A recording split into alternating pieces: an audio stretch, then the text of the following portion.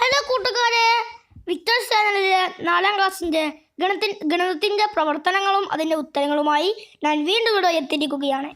ഇനി നമുക്ക് ഇന്നത്തെ ക്ലാസ്സിലെ പ്രവർത്തനങ്ങളും അതിൻ്റെ ഉത്തരങ്ങളും ഒന്ന് ചർച്ച ചെയ്ത് നോക്കിയാലോ.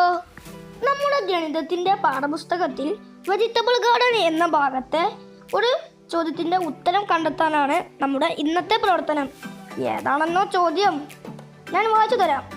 For making a vegetable garden, children gave 1,232 rupees and teachers gave 1,425 rupees. How much in all?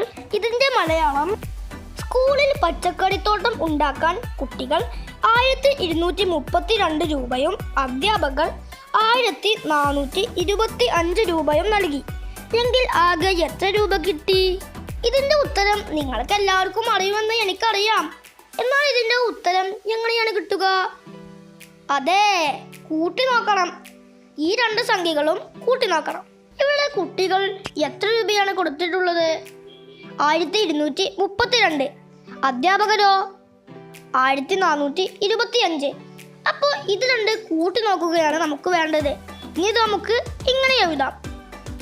ഇത് എങ്ങനെയാണ് കൂട്ടുന്നത് എന്ന് ഞാൻ നിങ്ങൾക്ക് പറഞ്ഞു തരേണ്ട ആവശ്യമൊന്നുമില്ലല്ലോ. ഇത് നമ്മൾ 2ലും 3ലും ഒക്കെ പഠിച്ചതല്ലേ.